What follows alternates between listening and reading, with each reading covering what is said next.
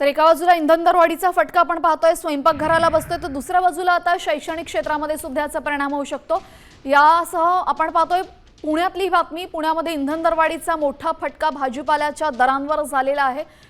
युद्ध आणि त्रास, त्यांची युद्ध आणि त्यांचा त्रास, मात्र त्यामुळे आम्हाला मोठ्या प्रमाणात त्रास होतोय असं म्हणत पुण्यातल्या एक आजी भडकल्याचं दृश्य पाहायला मिळालं। दरवाढीमुळे पुणेकरांनी भाजी मंडईकडे पाठ फिरवलेली आहे। इंधन दरवाढीचा परिणाम भाजीपाल्याच्या दरावरही झालेला आहे। देशभरात पेट्रोल डिझेलची 10 दिवसात 4 वेळा दरवाढ झाली। त्यानंतर खरं तर पुण्यासह राज्यभरात भाज्यांचे दरही गगनाला भिडलेले आहेत। सध्या मी पुण्यातल्या मंडईमध्ये आहे। खरं तर सकाळपासून या ठिकाणी मोठी रेलचेल असते भाज्या विकायसाठी। भाज्या घ्यायला आलाय, काय दर आहेत भाज्यांचे, कसे? भाज्यांचे दर हे दुप्पटच झाले म्हणायला काही हरकत नाही आहे।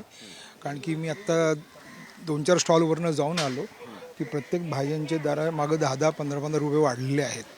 खूप भाज्यांचे दर खूप प्रचंड वाढलेत। हे पेट्रोल वगैरे वाढल्यामुळे आम्हाला ह्या महागाईचा प्रचंड फटका बसतोय। तरी सरकारने ह्या थोडंफार लक्ष घालून काहीतरी करावं आमच्यासाठी। महिलांचं तर खूप प्रॉब्लेम झालेला आहे। भाजी वाढल्यामुळे सगळं किचनचं गणित कोलमडलं आमचं।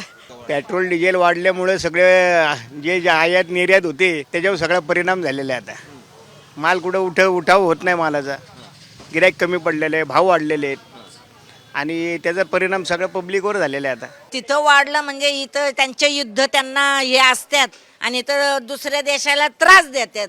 बाकी अजून काय पाहिजे? हे कशाबद्दल तुमच्या देशातलं तुम्ही बघा ना, बाकीचं कशाला हे करायला पाहिजे? कॅमेरामन सुमित भोसलेसह सचिन जाधव, साम टीव्ही न्यूज, पुणे।